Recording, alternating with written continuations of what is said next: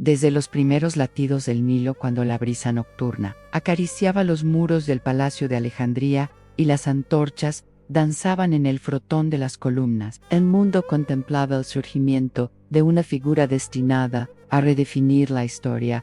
Cleopatra, séptimo Filópator, no era una princesa pasiva, sino una estratega políglota de al menos 7 idiomas, experta en medicina, filosofía y retórica, que comprendía que en cada gesto podía residir una victoria o una traición. Vestía túnicas de lino fino teñido con púrpura tiria, ese tono que solo los emperadores y faraones podían ostentar, adornadas con filamentos de oro, y llevaba el cabello negro trenzado en elaborados moños egipcios sujetos con horquillas de electrum y piedras de lapislázuli. La escena que capturará la atención del espectador desde el inicio en la cámara desciende por los corredores del gran palacio de Cleopatra, iluminados por lámparas de alabastro. En el salón de audiencias, la reina, sentada en un trono revestido de marfil y cobre, recibe envíos, un cuaderno de botánica medicinal, un tratado de astronomía seleucida y una carta lacrada que porta el emblema de Julio César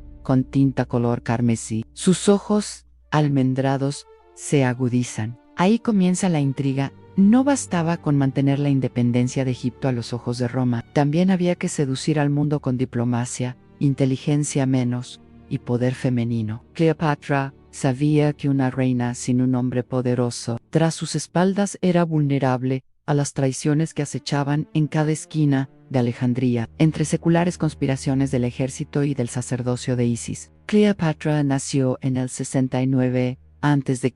como hija del rey Ptolomeo XII. Desde niña recibió una educación griega rigurosa, estudiaba obras de Aristóteles y Demóstenes, leía astrología egipcia y sabía recitar pasajes de Homero en voz alta, tanto en griego koiné como en demótico. Su corte no era solo griega en posesiones faraónicas, convivían con sacerdotes egipcios y ella aprendió las fórmulas sagradas del templo de Ptah. Su dominio de idiomas incluía el copto, ladrón de secretos entre templos, y hasta el imponente arameo de los comerciantes de Asiria. Cuando su padre murió, un golpe de estado orquestado por su hermano Ptolomeo XIII la obligó a tomar el toro por los cuernos o el cetro sobre sus hombros.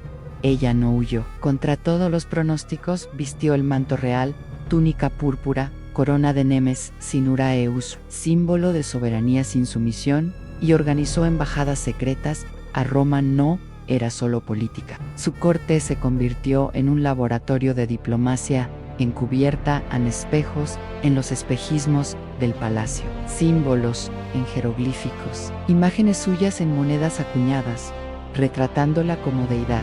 Su primer amor político sería Roma, personificado en Julius Caesar. Las arenas del Nilo no solo ocultaban los secretos de las tumbas faraónicas, sino también las pasiones que moldearon imperios. Cuando Julio César desembarcó en Alejandría en el año 48 a.C., lo hizo con el objetivo de reorganizar el trono egipcio en medio de una guerra civil fraterna entre Cleopatra y su hermano Ptolomeo XIII. Pero lo que comenzó como una maniobra política rápidamente se transformó en una de las relaciones más intensas y comentadas de la antigüedad. Cleopatra, vestida con una túnica transparente de lino teñido con índigo real, aceitada con mirra con brazaletes de lapislázuli y un collar de oro de Memphis, se presentó ante César no en audiencia oficial, sino envuelta en una alfombra entregada en secreto en sus aposentos. La imagen de aquella joven reina, emergiendo con ojos delineados en col negro y labios teñidos con carmín de escarabajo, fascinó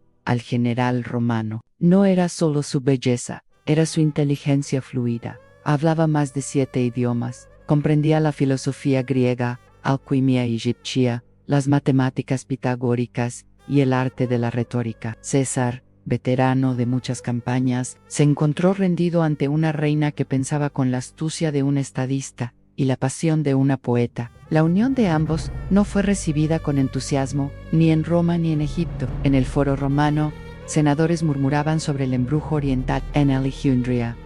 Los leales a Ptolomeo conspiraban contra una reina que osaba mezclarse con bárbaros del norte. Pero Cleopatra y César no cedieron. Navegaron juntos por el Nilo, visitaron templos ancestrales, ofrecieron sacrificios a Isis y grabaron inscripciones en columnas de basalto. Durante esos viajes, el pueblo comenzó a verlos como una encarnación viva de Osiris e Isis en Se. Cree que incluso llegaron a contraer un matrimonio secreto en rito egipcio. Aunque nunca fue reconocido oficialmente por Roma, Cleopatra quedó embarazada de César. El niño, Cesarión, fue presentado como heredero divino del linaje combinado de Roma y Egipto. Esta proclamación encendió aún más la furia del Senado romano, que ya veía con preocupación el creciente poder de César en la península itálica. Cleopatra viajó a Roma con todo su séquito en bailarinas de Tebas, sacerdotes de Heliópolis, cocineros que preparaban pan con comino y dátiles, y hasta arquitectos que levantaron un pequeño pabellón egipcio a orillas del Tíber. Fue alojada en una villa especial y aunque nunca fue reconocida como esposa oficial de César, asistía a banquetes y eventos privados, generando intrigas y fascinación entre las damas romanas. Los vestidos que usaba en Roma eran híbridos en túnicas romanas con bordados egipcios, sandalias de papiro trenzado y peinados que combinaban la moda alejandrina con tocados latinos. Era vista como una figura exótica, poderosa, casi mítica, pero la tragedia se avecinaba. En los idus de marzo del año 44 a.C., Julio César fue asesinado por un grupo de senadores liderados por Bruto y Cassian. El mundo de Cleopatra se desmoronó en un instante. Roma era territorio sin aliados claros, con el hijo de César como única esperanza. Regresó apresuradamente a Egipto. Durante el luto, Cleopatra se encerró en su palacio del complejo de Feros, rodeada de papiros con cartas inacabadas, estatuillas de dioses protectores y retratos de César pintados por artistas locales. Se cuenta que durante días no probó alimento y que cubría sus ojos con discos de jade para aliviar o esconder su dolor. Pero una reina no puede llorar para siempre. El destino pronto traería a su vida un nuevo capítulo, uno que la llevaría a desafiar a Roma como ninguna mujer lo había hecho antes. Porque en las aguas que una vez reflejaron su imagen con César, se dibujaría la sombra de otro hombre que cambiaría el curso de la historia, Marco Antonio. Y así termina el segundo módulo de esta historia, de amor, poder y destino, con Cleopatra sola en su reino, madre de un heredero prohibido, y con la llama del deseo y la ambición aún ardiendo en su corazón de reina faraónica. Las orillas del Nilo, en la calidez dorada del amanecer, vieron nacer una nueva etapa en la vida de Cleopatra. Ya no era la joven seductora que había conquistado a César, ahora era la soberana de un reino en asedio constante, madre de un hijo con sangre de dos imperios y una mujer en la encrucijada entre el amor y la estrategia. La muerte de Julio César en el 44 a.C. había sido un golpe devastador. El asesinato, perpetrado en el mismísimo Senado romano, había dejado a Roma fracturada y a Cleopatra sola, una vez más, en medio del tablero geopolítico más inestable de su tiempo. Temiendo por el futuro de su hijo Cesarión, Cleopatra regresó a Alejandría, la ciudad aún embriagada de la gloria pasada de los faraones. Era un hervidero de tensiones políticas donde los eruditos del museo y la biblioteca debatían el destino del mundo, mientras los comerciantes y soldados se preparaban para una guerra inevitable. La reina, enlutada, pero firme, retomó su trono, rodeada de eunucos, escribas y consejeros, que no siempre comprendían la magnitud de su dolor ni su determinación.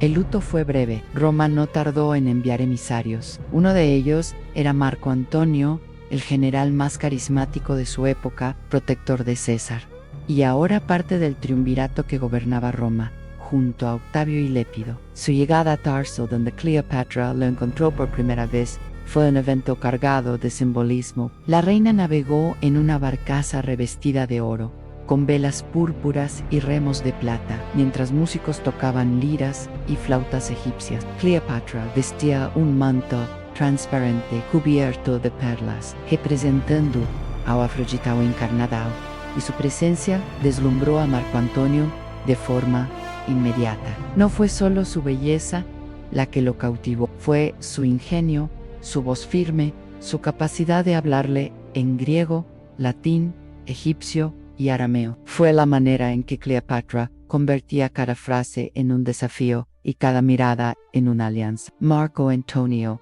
guerrero de sangre caliente y corazón impulsivo, se rindió no solo ante la mujer, sino ante la reina. En cuestión de días, el encuentro diplomático se convirtió en una alianza política y en un romance apasionado. Durante los meses siguientes, Cleopatra y Marco Antonio se instalaron en Alejandría. La ciudad volvió a vivir noches de banquetes fastuosos, donde se mezclaban danzas sirias, vinos de Creta, Mil de Nubia y los mejores mariscos del delta. El palacio real, revestido de mármoles importados y con frescos de dioses egipcios y romanos, se convirtió en un santuario de amor y política. Cleopatra vestía túnicas ceñidas de lino azul celeste, con cinturones de oro labrado y coronas de serpientes sagradas. Marco Antonio, Anco y Romano, comenzó a adoptar costumbres egipcias, vistiendo túnicas de lino y permitiendo que lo llamasen Nuevo Osiris. El pueblo egipcio, inicialmente escéptico, empezó a venerar a la pareja como una nueva encarnación de Isis y Osiris. Pero en Roma, la relación era vista con horror. Octavio, sobrino nieto y heredero de César, acusó a Marco Antonio de haber sido embrujado por la reina oriental y de traicionar los valores romanos al preferir el lujo egipcio sobre la austeridad de Roma.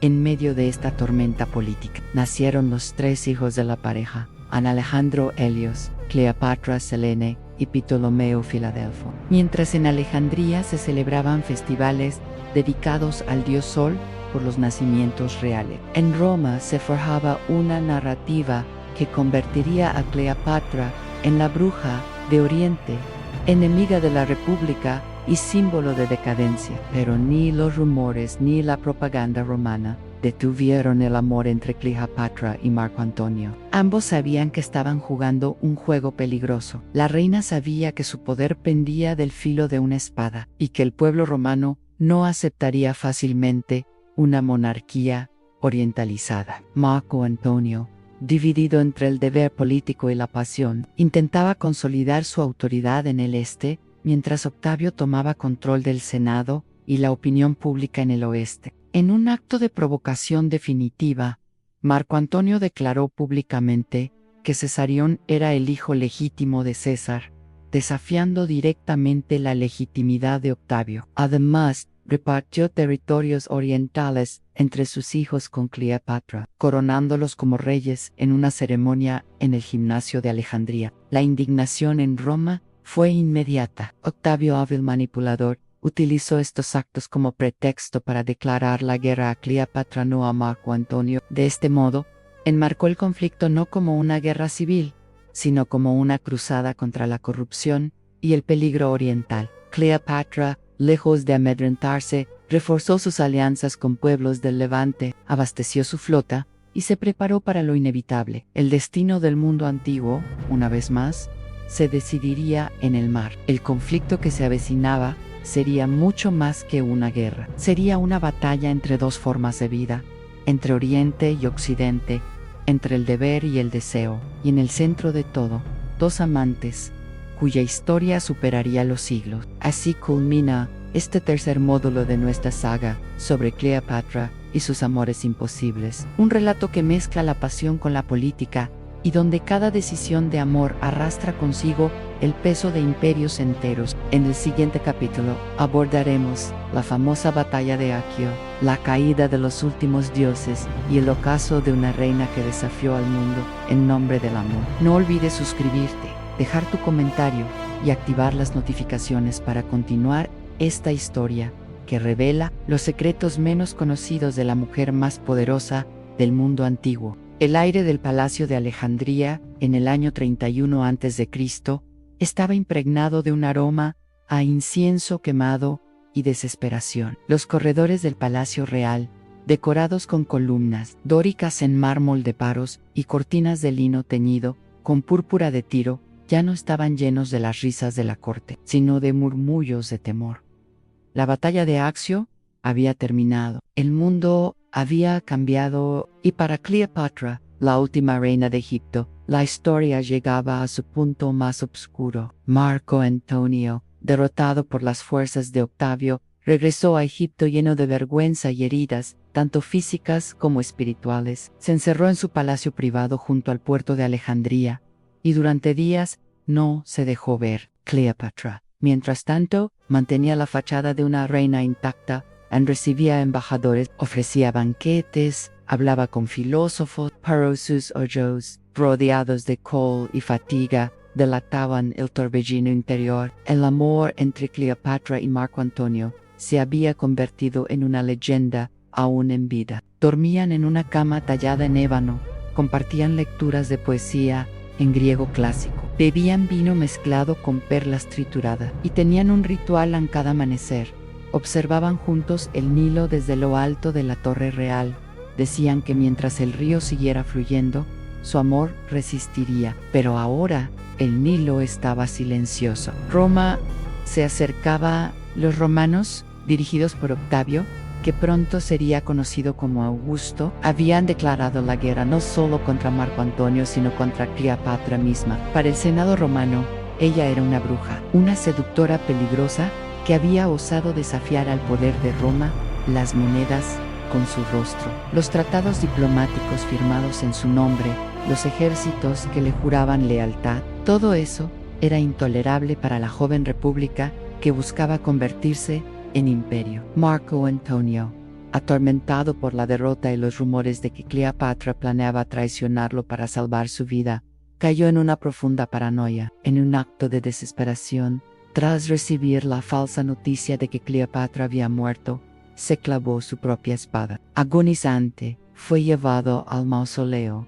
donde Cleopatra se había refugiado con sus sirvientas más fieles. El reencuentro fue trágico y hermoso. Rodeados de las sombras doradas de las antorchas, sobre cojines de brocado asirio, Cleopatra sostuvo la cabeza sangrante de su amado y le susurró al oído las palabras en egipcio antiguo que solo ellos dos compartían. Marco Antonio murió en sus brazos, no como general, sino como hombre rendido ante un amor imposible. Cleopatra, ahora sola, tomó decisiones rápidas, envió emisarios a Octavio pidiendo condiciones de rendición que garantizaran la seguridad de sus hijos a Cesarión, hijo de Julio César, y sus otros 3 hijos con Marco Antonio. Octavio fingió disposición, pero sus verdaderas intenciones eran claras: capturar a Cleopatra, humillarla en Roma como símbolo de la caída de Egipto, y asesinar a Cesarión. Durante los días siguientes,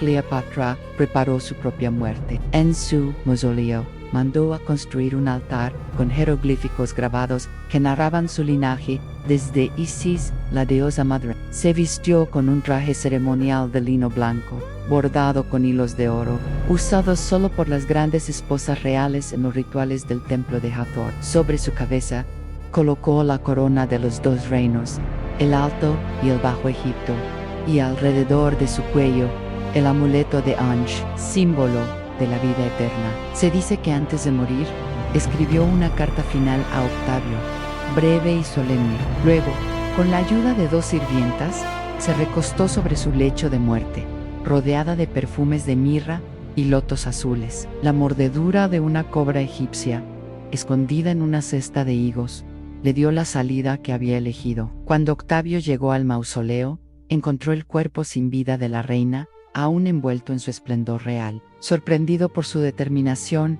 y belleza, incluso en la muerte, ordenó que fuese enterrada junto a Marco Antonio, como había pedido. El fin de Cleopatra marcó también el fin del Egipto faraónico. Roma tomó el control total del reino del Nilo, y Egipto se convirtió en una provincia más del vasto imperio. Los templos fueron saqueados, las inscripciones borradas, y los sacerdotes obligados a jurar lealtad a un emperador extranjero.